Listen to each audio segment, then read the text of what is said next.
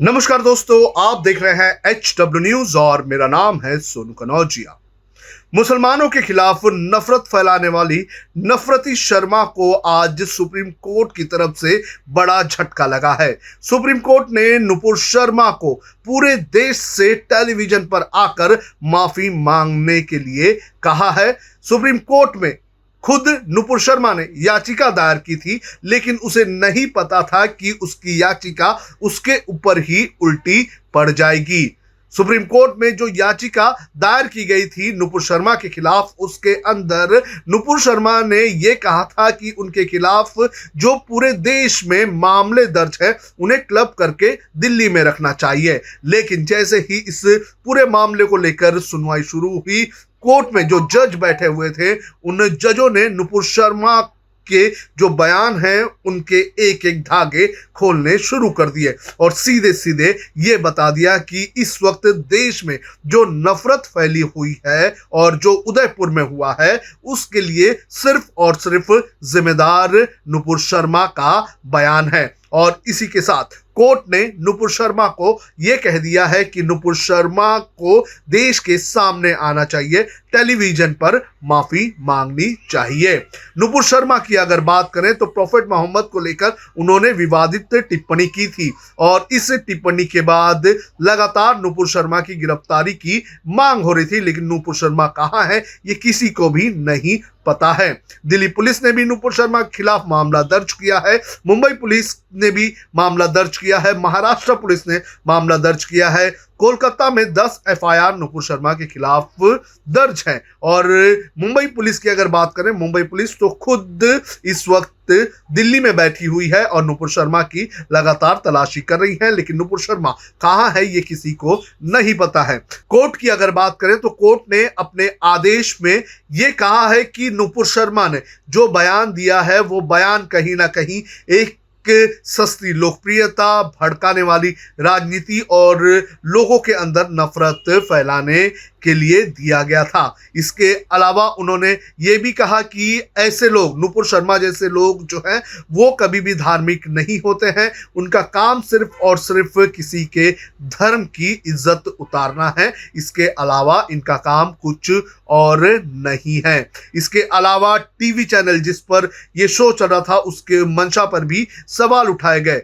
Supreme court ने अपनी सुनवाई के दौरान ये भी ऑब्जर्व किया कि जो चूज किया गया था, जो शो का टॉपिक किया गया था और जो बहस पूरी हुई गई थी उसके पीछे की मंशा पर सवाल उठाए गए हैं। सुप्रीम कोर्ट ने यह भी माना कि इसकी जरूरत नहीं थी, ये शो क्यों चुना गया। साथ ही साथ सुप्रीम कोर्ट ने भी कहा कि ऐसे मामले जो हैं वो कोर्ट में चल रहे हैं तो ऐसे शोज नहीं करने चाहिए।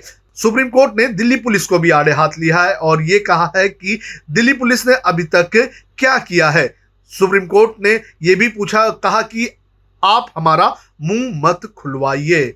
साथ ही साथ शोज और टीवी एंकर पर भी कोर्ट में बहस के दौरान सवाल उठे हैं। तो सुप्रीम कोर्ट ने आज बड़ा झटका दिया है नुपुर शर्मा को और खबरें ये भी आ रही हैं कि अब नुपुर शर्मा की गिरफ्तारी भी हो सकती है। याचिका नुपुर शर्मा की तरफ से दायर की गई थी और याचिका की शुरुआत में ये कहा गया कि नुपुर शर्मा की जान को खतरा है और इसके चलते सभी एफआईआर को एक जगह दायर करनी चाहिए, एक जगह क्लब करनी चाहिए।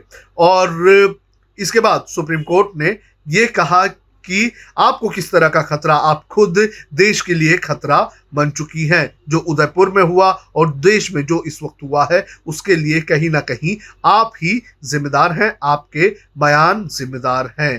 तो सुप्रीम कोर्ट ने अपने इस ऑब्जर्वेशन में ये सारी बातें कही।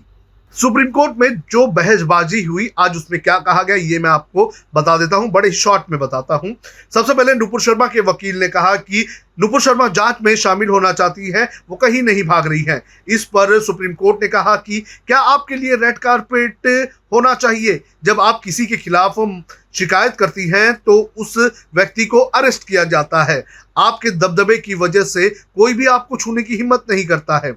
इसके बाद नुपुर शर्मा के वकील ने कहा कि नुपुर को धमकियां मिल रही हैं, उनके लिए इस समय यात्रा करना सुरक्षित नहीं है। जिस पर सुप्रीम कोर्ट ने कहा कि नुपुर को धमकियां मिल रही है या वे खुद सुरक्षा के लिए खतरा है।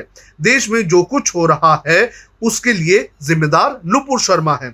इसके बाद उन्होंने सुप्रीम कोर्ट ने कहा कि पैगंबर के खिलाफ नुपुर शर्मा की टिप्पणी या तो सस्ते प्रचार, राजनीतिक एजेंडे या कुछ नापाक गतिविधियों के लिए की गई थी। ये धार्मिक लोगों को और भड़काने के लिए ही बयान देते हैं ऐसे लोग दूसरे के धर्म की इज्जत नहीं करते हैं। सुप्रीम कोर्ट ने सीधे सीधे ये कह दिया। इसके आगे सुप्रीम कोर्ट ने ये कहा कि हमने देखा कि बहस के दौरान नुपुर ने कैसे उकसाने वाली बात कही, उसके बाद भी वह कहती गई कि मैं एक वकील हूं। ये शर्मनाक है।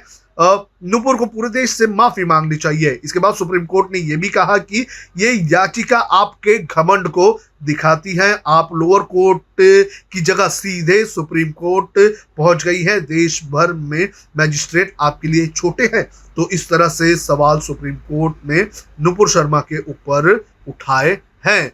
तो इस तरह से सुप्रीम कोर्ट ने अपने इस याचिका की सुनवाई में जबरदस्त तरीके से नुपुर शर्मा को फटकार लगाई है और कहा है कि नुपुर शर्मा की जो मंशा थी वो क्या थी, नुपुर शर्मा ने ये बयान क्यों दिया और किस तरह से राजनीतिक और सामाजिक द्वेष फैलाने की कोशिश इस वक्त देश में की जा रही है। और इन सभी चीजों के लिए नुपुर शर्मा जिम्मेदार है। नुपुर शर्मा के वकील ने यह भी कहा कि उन्होंने देश से माफी मांगी है, लेकिन सुप्रीम कोर्ट ने यह कहा कि जिस तरह से आपने माफी मांगी है, जिन शर्तों के तहत आपने माफी मांगी है, वो ये बताती है कि आपके अंदर कितना घमंड है और आप एक घमंडी व्यक्ति हैं। और सुप्रीम कोर्ट ने यह भी कहा कि आप मजिस्ट्रेट कोर्ट में जा सकती थी, लेकिन आप वहां नहीं गई क्योंकि आपको लगता होगा कि देश के जो बाकी सारे जो कोर्ट्स हैं वो आपके लिए छोटे हैं। तो ये आपके घमंड को दिखाता है और ये याचिका घमंड से भरी हुई